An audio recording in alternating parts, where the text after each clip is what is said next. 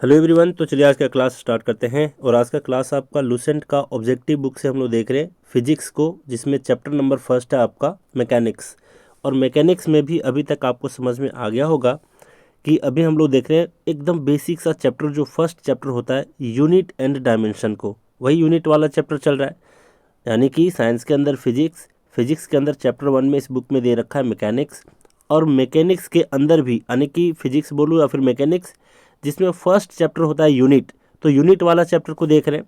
तो कई बार क्या होगा कि बहुत सारे ऐसे टर्म्स आएंगे जिसको आपको लगेगा कि इसमें समझे नहीं, आपको यहाँ पर नहीं समझना है, ठीक है। कुछ ऐसे टर्म होंगे जैसे कि रेसिस्टेंस हो गया, रेसिस्टिविटी हो गई, है ना। तो ये सारे जो टर्म्स हैं, इसको हम इसके पर्टिकुलर चैप्टर में डिटेल में देखेंगे। अभी क्या देख रहे हैं, अभी हम उनके एसआई यूनिट को, सीजीएस यूनिट को, ये सब देख रहे हैं, ठीक है। तो ये फैक्चुअल क्वेश्चंस होंगे सारे इस वाले चैप्टर में। बाकी जिस भी चैप्टर के अंदर जो भी टॉपिक आएगा उसको डिटेल में समझा करेंगे, ठीक है।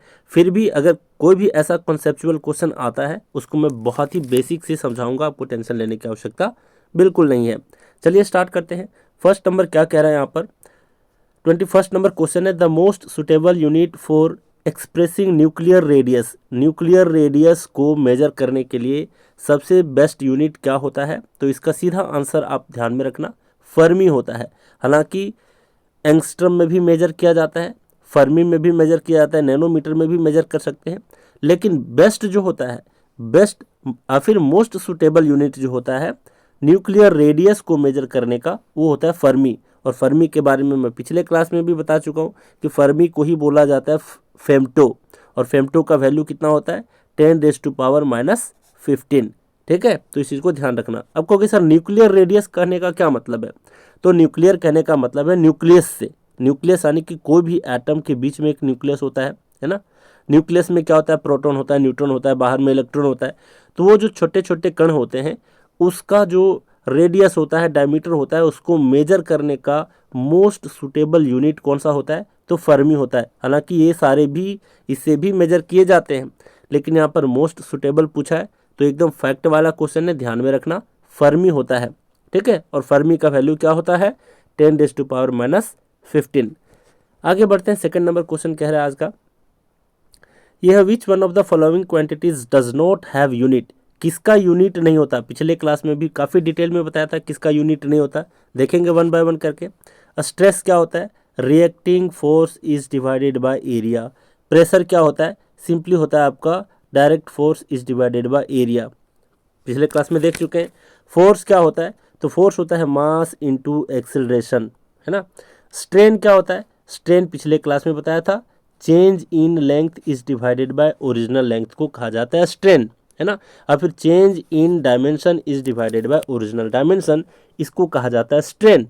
स्ट्रेन कहने का मतलब नहीं देखते, मान लिया जब आप एक्सरसाइज कभी करते हो, तो एक्सरसाइज करते हो कई बार आपका क्या होता है पैर में मोच आ जाता है, तो नहीं कहते हो कि मान लो कोई भी आपके टीचर हैं जो आपको मतलब फिजिकल ट्रेनिंग देते हैं, आप कहते हो सर यहाँ पर लग रहा है स्ट्रेन हो गया, है ना। स्ट्रेन कहने का क्या मतलब होता है? स्ट्रेन कहने का मतलब होता है थोड़ा सा कहीं ना कहीं खींच जाता है, ओरिजिनल लेंथ से, ओरिजिनल लेंथ की अपेक्षा थोड़ा सा वहाँ पर खिंचाव आ जाता है, उसी को कहते हैं स्ट्रेन, है ना। तो वही वाला स्ट्रेन है। स्ट्रेन मतलब change in dimension is divided by original dimension को ही कहा जाता है स्ट्रेन।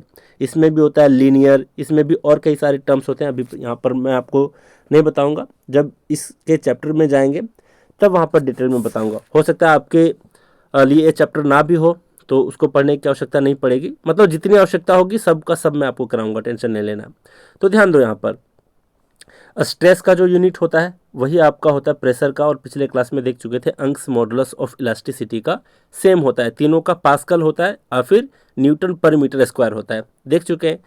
फोर्स का आपका मास इंटू एक्सेलरेशन होता है, इसको बोल सकते हैं KG into metre per second square, और फिर न्यूटन, दोनों इसके क्या हो गए एसआई यूनिट।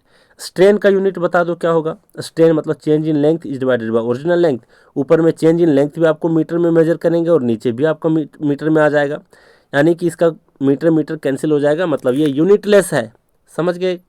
तो इसमें से क्वेश्चन पूछ रहा है कि which one of the following quantities does not have unit. तो ऑब्वियसली स्ट्रेन का कोई भी यूनिट नहीं होता, ये यूनिटलेस होता है, तो सी नंबर ऑप्शन इसका करेक्ट आंसर हो गया। आगे बढ़ते हैं। यहाँ पर है 1 न्यूटन किसके बराबर होता है? तो न्यूटन किसका यूनिट होता है भाई? देख लो, न्यूटन किसका होता है? फोर्स का होता है। फोर्स का डेफिनेशन क्या कहता है कि मास इंटू एक्सेलरेशन को ही फोर्स कहा जाता है। मास मास किस में मेजर करते हैं? केजी में। एक्सेलरेशन किस में मेजर करते हैं? Metre per second square. तो देख लो 1 न्यूटन के बराबर फोर्स का न्यूटन भी होता है। न्यूटन बोलूँ और फिर newton is equal to KG metre per second square है यहाँ पे। तो देख लो KG metre per second square कहाँ आ गया? सी नंबर ऑप्शन में। तो सी नंबर ऑप्शन इसका करेक्ट आंसर है। चलिए सर, यहाँ तक हम समझ लिए। अब आगे बढ़ते हैं। यहाँ पर 1 पाउंड में कितने ऑन्स होते हैं? कितने ऑन्स होते हैं? तो 16 ऑन्स होते हैं 1 पाउंड में, है ना। पाउंड जो होता है वजन को, मास को मेजर करने का क्या होता है, खास करके ये यूके में चलता है, यूनाइटेड किंगडम यानी कि ब्रिटेन में, इंग्लैंड में चलता है। ठीक है, तो 1 पाउंड में कितना होता है? 16 ऑन्स होता है। पाउंड को आप लोग कहाँ इस्तेमाल करते हो डेली लाइफ में? किसी का बर्थडे मनाए होगे तो जाते हो वहाँ पर केक खरीदने के लिए, तो केक वाले से पाउंड में आप मांगते हो। याद है? कुछ याद आ रहा है? तो 1 पाउंड में कितने ounce? 16 ounce. A number option इसका करेक्ट आंसर है। नेक्स्ट है यहाँ पर SI unit of acceleration. Obvious सी बात है, एक्सेलरेशन को चलिए बेसिक से देखते हैं क्या है। एक्सेलरेशन का फॉर्मूला क्या होता है? Velocity by time. वेलोसिटी को किस में मेजर करते हैं? मीटर पर सेकेंड में, और टाइम को सेकेंड में। तो ओवरऑल क्या आ गया? मीटर पर सेकेंड स्क्वायर, है ना। तो मीटर पर सेकेंड स्क्वायर कहाँ नजर आ रहा है? बी नंबर ऑप्शन में। तो इसका एसआई यूनिट पूछा है। सीजीएस पूछता तो आपका सेंटीमीटर पर सेकेंड स्क्वायर हो जाता, लेकिन क्योंकि एसआई पूछा तो मीटर पर सेकेंड स्क्वायर होगा, मीटर पर सेकेंड स्क्वायर। तो बी नंबर ऑप्शन इसका करेक्ट आंसर है। नेक्स्ट है which of the following physical quantity SI unit pairs is correctly matched. अब देखो यहाँ पर क्या पूछ रहा है, करेक्टली मैच कौन है? तो पावर का किलोग्राम होता है? नहीं जी नहीं, पावर का क्या होता है? आपका वाट होता है, वाट, है ना, वाट जिसको बोलते हैं, वाट होता है पावर का। कैपेसिटेंस का ओम होता है क्या? नहीं जी, कैपेसिटेंस का फैराड होता है ना। फैराड, माइकल फैराडे के नाम पर फैराड इसका यूनिट का नाम रखा गया। तो कैपेसिटेंस का होता है फैराड। ओम किसका होता है? रेसिस्टेंस का होता है। अब यहाँ पर है इंडक्टेंस। इंडक्टेंस का हेनरी है, बिल्कुल करेक्ट। फोर्स का न्यूटन होता है, बिल्कुल करेक्ट। तो ध्यान रखना, इसका 2 आंसर होगा आपका, बी और डी। लेकिन आपके बुक में गलत आंसर दे रखा है, सिर्फ डी को आंसर करेक्ट माना है, जबकि ऐसा नहीं है। इंडक्टेंस का हेनरी होता है, बिल्कुल करेक्ट है। और फोर्स का आपका न्यूटन होता है, ये भी बिल्कुल करेक्ट है। बी एंड डी आपका दोनों ही करेक्ट है। ध्यान रखोगे, दोनों ही एसआई यूनिट आपके करेक्ट हैं।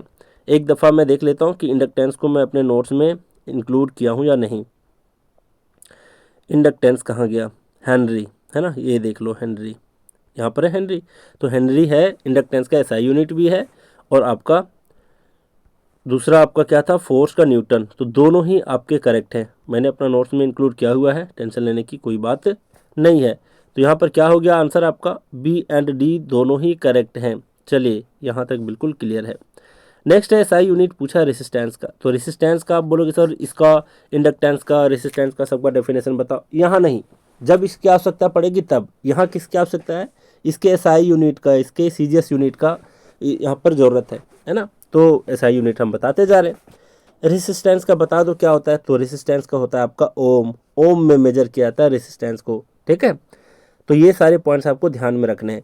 3 चीज़ में कन्फ्यूजन होता है अक्सर, तो तीनों को मैं एक साथ इंक्लूड कर दिया हूँ। क्या क्या है? कैपेसिटेंस का होता है फैराड, रेसिस्टेंस का होता है ओम, जिसके बारे में 27 नंबर क्वेश्चन पूछा गया।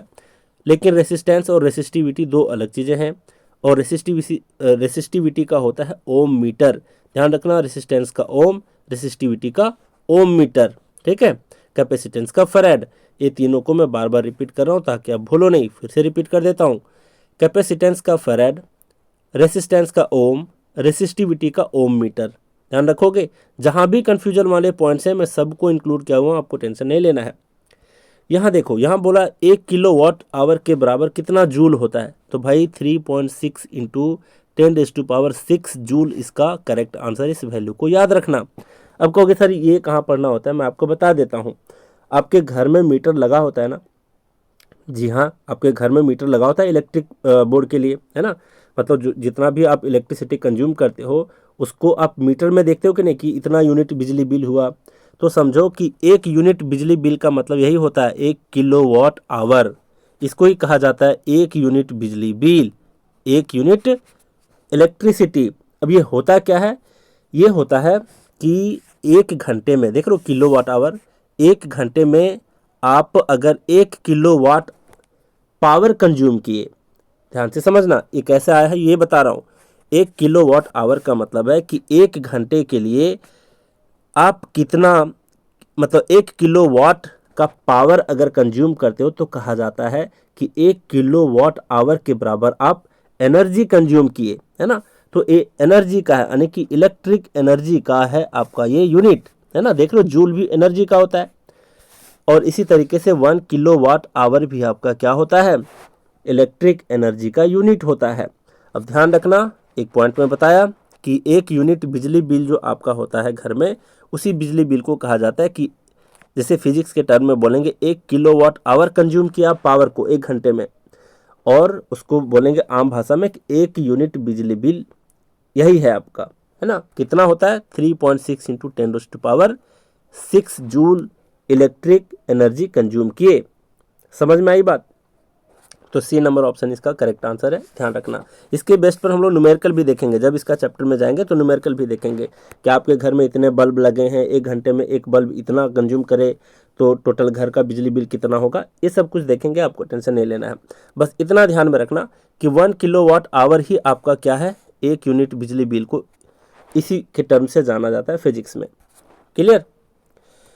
अब आगे बढ़ते हैं। यहाँ पर बोल रहा है पोटेंशियल इज मेजर्ड इन, तो आप में से मैक्सिमम लोग जानते हो कि पोटेंशियल को हम वोल्ट में मेजर करते हैं। किस में करते हैं, वोल्ट में। क्योंकि सर वोल्ट तो कहीं दिया ही नहीं है आपके ऑप्शन में, क्या करें, तो बिल्कुल टेंशन लेने की बात नहीं है।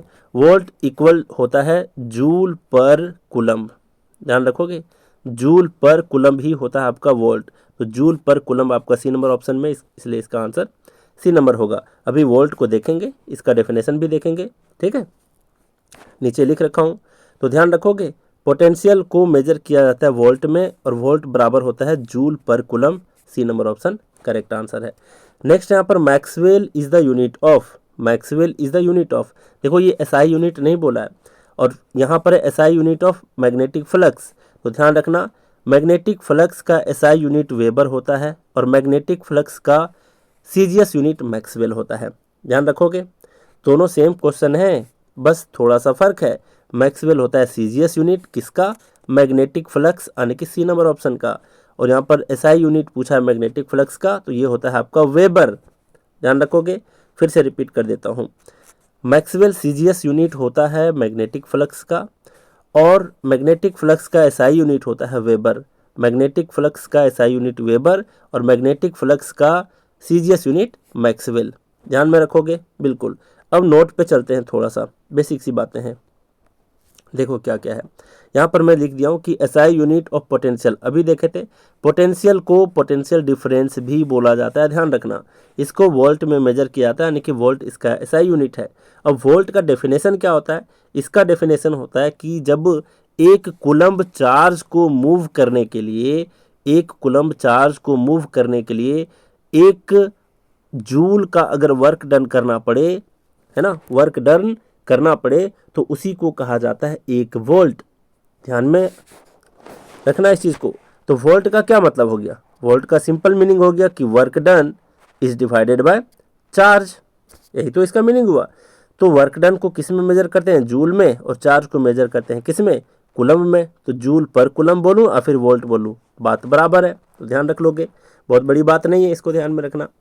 नेक्स्ट यहाँ पर बोला है इलेक्ट्रिक एनर्जी वाला, मैं अभी बताया कि इलेक्ट्रिक एनर्जी का ही आपका एसआई यूनिट होता है क्या, किलोवाट आवर, और इसी को कहा जाता है 1 यूनिट ऑफ इलेक्ट्रिक एनर्जी।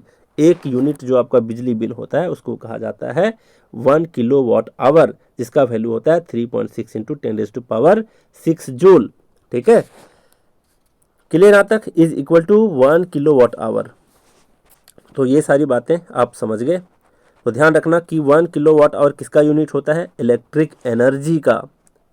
ठीक है, अब आगे बढ़ते हैं, कुछ नोट में और है, देख लो। इसमें जितने भी कंफ्यूजन वाले पॉइंट्स हैं सबको मैं एक साथ कर दिया हूँ। देखो, सबसे पहला कंफ्यूजन क्या होता है ये मैं आपको बताता हूँ कि चार्ज को किस में लिखते हैं, मतलब इसका सिंबल क्या होता है, करंट का सिंबल क्या होता है, इसमें थोड़ा सा कंफ्यूजन हो जाता है लोगों को। आज के बाद बिल्कुल ही आप कंफ्यूज नहीं रहोगे। देखो कैसे, चार्ज है, चार्ज के ई में क्या है, चार्ज के मतलब लास्ट में क्या है, ई आया है ना, यहाँ पर देखो चार्ज के लास्ट में ई आया है, ई ऐसे लिखते हो क्यू को स्मॉल लेटर में कैसे लिखते हो, इस तरीके से लिखते हो, है ना। तो देखो थोड़ा सा सिमिलर दिख रहा है ना, ये दोनों सिमिलर दिख रहे हैं। इसका मतलब है चार्ज को हम इंडिकेट करते हैं क्यू से, ठीक है। एक ट्रिक मैं बता रहा हूँ कि ध्यान में रखोगे, चार्ज को इंडिकेट करते हैं क्यू से। देख लो, स्मॉल ई को ऐसे लिखते हैं, स्मॉल क्यू को ऐसे लिखते हैं, तो कहीं ना कहीं थोड़ा सा एक जैसा दिख रहा है ना, एक जैसा दिख रहा है। जैसे ई का एक मुंडी है तो क्यू का भी एक मुंडी है, इस तरीके से थोड़ा सा ये मुड़ा हुआ, ये मुड़ा हुआ नहीं है ना। तो ई और क्यू सिमिलर दिख रहा है, इसलिए ध्यान रखना चार्ज के लास्ट में ई है, यानी कि इसको क्यू से इंडिकेट करेंगे।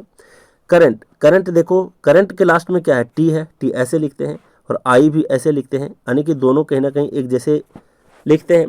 तो इस तरीके से ध्यान रखना, करंट का सिंबल होता है आपका आई और चार्ज का होता है क्यू, ध्यान में रखोगे। चार्ज का अब डेफिनेशन देख लेते हैं। चार्ज कहते किसको हैं, तो चार्ज इसको कहते हैं कि जब भी किसी कंडक्टर का मतलब समझते हो, विद्युत चालक, जिसके थ्रू मतलब हो करके आपका इलेक्ट्रिसिटी गुजरे, उसको कहा जाता है कंडक्टर। हीट कंडक्टर होता है, इलेक्ट्रिक कंडक्टर होता है। तो कंडक्टर समझ गए, जैसे कि फॉर एग्जांपल ले लो एल्युमिनियम का तार, वायर, है ना, तो वो कंडक्टर है। तो अगर किसी कंडक्टर से होते हुए जितना भी एक सेकंड में इलेक्ट्रिक करंट फ्लो करे, है ना, इलेक्ट्रिक करंट फ्लो करे, उसको ही कहा जाता है चार्ज, ठीक है। और चार्ज जो होता है, चार्ज यानी कि 1 एम्पियर, चार्ज को किस में मेजर करते हैं, हम लोग देख चुके हैं। इलेक्ट्रिक चार्ज को, एक सेकेंड, इलेक्ट्रिक चार्ज को हम कूलम में मेजर करते हैं, ठीक है, लेकिन इलेक्ट्रिक करंट को हम एम्पियर में मेजर करते हैं। आप फंडामेंटल क्वांटिटीज़ और फंडामेंटल यूनिट जब देख रहे थे फर्स्ट वाली वीडियो में, तभी मैं बता चुका था कि 7 फंडामेंटल क्वांटिटीज़ में इलेक्ट्रिक करंट भी होता है, जिसका SI यूनिट एम्पियर होता है। तो ये कहने का इसका मतलब है कि चार्ज बोलते हैं किसको, ये मैं आपको बता रहा हूँ कि जब किसी कंडक्टर के थ्रू 1 एम्पियर का इलेक्ट्रिक करंट फ्लो करे, कितने देर के लिए, एक यूनिट टाइम के लिए, यानी कि 1 सेकेंड के लिए, तब उसको कहा जाता है कि एक इलेक्ट्रिक चार्ज वहाँ से गुजरा है। क्लियर। तो यहाँ पर समझ गए, इसका डेफिनेशन आप समझ गए। अब इसका फॉर्मूला क्या होता है, तो बताया कि चार्ज को हम किससे करते हैं, क्यू से डिनोट करते हैं, इज इक्वल टू आई, यानी कि करंट कितने समय के लिए, यूनिट समय के लिए, तो आई टी। तो ध्यान रखना Q is equal to I T, Q is equal to I T. क्या है आपका, Q is equal to I T, charge का आपका फार्मूला है, ध्यान में रखना। बार बार रिपीट कर रहा हूँ, आगे भी चैप्टर्स में आएंगे, तो ध्यान रखना Q is equal to I T होता है। अब मान लो यहीं हम करंट का फार्मूला निकालना चाहें तो करंट को हम इंडिकेट करते हैं I से, तो I ऐसे कर दो, I is equal to Q is divided by time हो जाएगा ना, तो I is equal to Q by T, ठीक है। तो यहाँ से आपको टेंशन लेने की बात नहीं है। अब चलते हैं इसके ऊपर, SI यूनिट के ऊपर। देखो चार्ज है यहाँ पर Q, आई इंटू टी है, यानी कि इलेक्ट्रिक करंट इंटू टाइम। तो इलेक्ट्रिक करंट को हम एम्पियर में मेजर करते हैं, देख चुके हैं, और टाइम को सेकंड में। तो एम्पियर सेकंड इसका क्या हो गया, चार्ज का यूनिट। और इसी को एक साइंटिस्ट को सम्मानित करते हुए उसके नाम पर कहा गया कि इलेक्ट्रिक चार्ज को हम किससे कहेंगे, इसका SI यूनिट कूलम्ब को, है ना। तो एम्पियर सेकेंड कह लें या फिर इक्वल टू कूलम्ब कह लें, बात एक ही है, ध्यान में रखोगे। चार्ज का 2 यूनिट ध्यान में रखना, एम्पियर सेकेंड इसके डेफिनेशन के हिसाब से, देख पा रहे हो, एम्पियर सेकेंड इसके डेफिनेशन के हिसाब से, और कूलम्ब इसका यूनिट है। तो चार्ज के दोनों यूनिट ध्यान में रखना, कूलम्ब और फिर एम्पियर सेकेंड। फिर है इलेक्ट्रिक करंट, तो इलेक्ट्रिक करंट तो देख लिए, इलेक्ट्रिक करंट यहीं से निकाल लो, आई इज इक्वल टू क्या हो गया, आई इज इक्वल टू आपका क्यू बाय टाइम, है ना। तो वही बोल रहा है चार्ज पर यूनिट टाइम, वही बात तो है, चार्ज पर यूनिट टाइम, इसी को कहते हैं इलेक्ट्रिक करंट। अब इलेक्ट्रिक करंट को किस में मेजर करते हैं, एम्पियर में, पहले भी देख चुके हैं।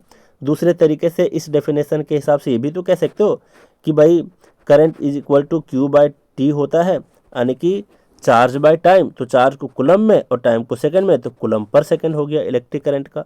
तो करंट को आ तो एम्पियर बोल दो या फिर कूलम पर सेकंड बोल दो, इन चीज़ों को ध्यान में रखना। सारे पॉइंट क्लियर है। समराइज करें अगर इन चारों पॉइंट को, तो ध्यान में रखना चार्ज का यूनिट कूलम होता है और फिर एम्पियर पर सेकंड, आपके एग्जाम में कोई एक हो सकता है, ठीक है। इलेक्ट्रिक करंट को आ तो हम मेजर करेंगे एम्पियर में या फिर कूलम्ब पर सेकंड में, डेफिनेशन के हिसाब से ये दोनों है। बाकी आपके SI यूनिट ये आप ध्यान में रखोगे पहले से। क्लियर है यहाँ तक। इसको किस तरीके से इंडिकेट करते हैं ये यहाँ पर मैं लिख दिया हूँ। ध्यान रखना, एक क्वेश्चन बहुत ही बार बार पूछा जाता है कि चार्ज जो फ्लो करता है या फिर इलेक्ट्रिक करंट जो फ्लो करता है, तो उसका डायरेक्शन क्या होता है एक सर्किट में? सर्किट मतलब समझते हो, तार को जब जोड़ा जाता है एक दूसरे से, जब जुड़ा हुआ रहता है, तब उसका डायरेक्शन किधर से किधर होता है। तो ध्यान रखना कि डायरेक्शन ऑफ चार्ज फ्लो और फिर डायरेक्शन ऑफ इलेक्ट्रिक करंट जो होता है वो जस्ट ऑपोजिट होता है इलेक्ट्रॉन के फ्लो होने के डायरेक्शन के। ध्यान में रखना, चार्ज जो होता है, चार्ज जो होता है, जैसे कि मान लिया जाए इधर से कोई बंदा दौड़ते हुए आ रहा है इधर, है ना, अब इससे कोई टकराएगा तभी तो कोई एनर्जी निकलेगी।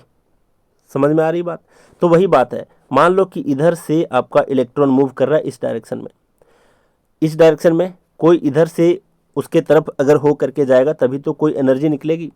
समझ पा रहे हो?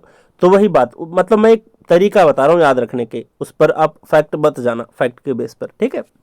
यहाँ पर क्या कहने का मतलब है कि डायरेक्शन जो होता है चार्ज के फ्लो करने का, फिर इलेक्ट्रिक करंट के फ्लो करने का डायरेक्शन पूछ लिया जाता है, तो ध्यान रखना ये ऑपोजिट होता है इलेक्ट्रॉन के फ्लो होने के एक्चुअल डायरेक्शन के ऑपोजिट होता है। अब कहोगे सर इलेक्ट्रॉन किधर से किधर मूव करता है, तो नेगेटिव से पॉजिटिव। इलेक्ट्रॉन का डायरेक्शन होता है नेगेटिव से पॉजिटिव की ओर फ्लो करना। तो बता दो, चार्ज फ्लो और इलेक्ट्रिक करंट के जो फ्लो करने का डायरेक्शन होगा वो किधर होगा, वो उल्टा होगा, यानी कि पॉजिटिव से नेगेटिव होगा। तो वही मैं बात यहाँ पर बताया हूँ कि from the positive terminal to the negative terminal. ठीक है, एक बैटरी का जो नेगेटिव पॉजिटिव होता है आप जानते होंगे। फिर से मैं रिपीट कर देता हूँ शॉर्ट में, इलेक्ट्रॉन फ्लो करता है नेगेटिव टू पॉजिटिव, इसलिए चार्ज या फिर इलेक्ट्रिक करंट फ्लो करेगा पॉजिटिव टू नेगेटिव। तो वही चीज़ है, पॉजिटिव टू नेगेटिव। क्लियर यहाँ तक?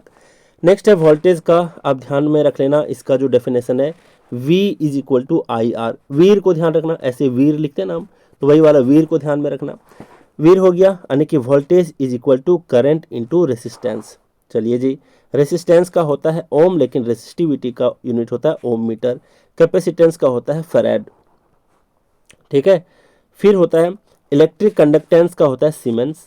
इस चीज़ को ध्यान में रखना, इलेक्ट्रिक कंडक्टेंस अगर सिंपली कंडक्टेंस पूछ दे तो सीमेंस को ध्यान रखना, सीमेंस इसका ऐसा यूनिट है। नेक्स्ट है आपका इंडक्टेंस को टेस्ला में भी मेजर करते हैं, फिर वेबर पर मीटर स्क्वायर में भी मेजर करते हैं। किसको? इंडक्शन को। लेकिन इंडक्टेंस अलग होता है जिसको हम हेनरी में मेजर करते हैं, इसका ऐसा यूनिट होता है हेनरी। क्लियर है यहाँ तक? फिर अब परमिएबिलिटी, ये परमिएबिलिटी बहुत सारा टर्म होता है, यहाँ पर हम आपका इलेक्ट्रिक वाला चैप्टर में हम देख रहे हैं, उसके संदर्भ में परमिएबिलिटी का और सारा होता है, इंजीनियरिंग फील्ड में होता है, आपके काम की चीज़ नहीं है। तो परमिएबिलिटी को हम मेजर करते हैं, फिर मैग्नेटिक परमिएबिलिटी जो होता है इसको हम मेजर करते हैं हेनरी पर मीटर। हेनरी पर मीटर यानी कि एक यूनिट लेंथ में कितना इंडक्टेंस होता है उसी को परमिएबिलिटी कहा जाता है, फिर मैग्नेटिक परमिएबिलिटी कहा जाता है। और इंडक्टेंस क्योंकि हेनरी में मेजर किया जाता है तो यूनिट मीटर में होने वाले इंडक्टेंस को कहा जाता है परमिएबिलिटी, यानी कि हेनरी पर मीटर को परमिएबिलिटी और फिर मैग्नेटिक परमिएबिलिटी कहा जाता है। हो सकता है आप इतने डिफिकल्ट फर्स्ट टाइम ऐसा यूनिट पढ़ रहे होगे, मैं पढ़ा रहा हूँ, तो आप टेंशन मत लेना अभी। क्यों? क्योंकि इन्हीं सारे कंफ्यूजिंग पॉइंट्स को मैं बार बार रिपीट करूंगा। एक भी पॉइंट पूछ दिया फिर से मैं वहाँ पर नोट बना करके लिख दूंगा, बार बार रिपीट करूंगा, आपका दिमाग सुनते जाएगा, आप चीज़ों को आसानी से याद करते जा पाओगे। ठीक है, तो टेंशन नहीं लेना, बस आपको पढ़ना है। यहाँ पर मैग्नेटिक फ्लक्स आ गया तो इसको करते हैं वेबर में, इसका वेबर हो गया एसआई यूनिट, जो एक अभी क्वेश्चन पूछा था 30 और 31 का। और मैक्सवेल इसका सीजीएस यूनिट होता है, किसका? मैग्नेटिक फ्लक्स का। अब इन तीनों में काफ़ी कन्फ्यूजन होता है। ल्यूमिनस इंटेंसिटी ऑब्वियसली इस 7 फंडामेंटल क्वांटिटी में से एक है, जिसका यूनिट था आपका एसआई यूनिट कैंडेला। लेकिन ल्यूमिनस एमिटेंस का होता है लक्स और ल्यूमिनस फ्लक्स का होता है ल्यूमेन। ठीक है, तो इन पॉइंट्स को आपको ध्यान में रखने थे।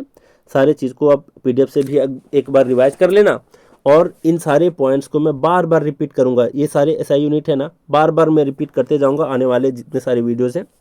इसी मैकेनिक्स का जो फर्स्ट चैप्टर है इसी में इतने बार मैं रिवाइज करा दूंगा कि चीज़ों को याद करा ही दूंगा आपको। बाकी अगर आप प्रैक्टिस बैच ज्वाइन करते हो तो ऑब्वियस सी बात है कि एक भी आपका छूटने वाला मतलब सारे कॉन्सेप्ट आप साथ साथ में प्रैक्टिस करते जाओगे, याद करते जाओगे। ज्वाइन करने का क्या प्रोसीजर है जानते हो आप, इस नंबर पर मुझे व्हाट्सअप करना, मैं आपको गाइड करूंगा, मैं आपको वहाँ पर प्रैक्टिस कराऊंगा, टेंशन लेने की कोई बात नहीं है। तो चलिए, आज भी बहुत कुछ सीखे, तो आज का क्लास यहीं रैप अप करते हैं। Thank you very much.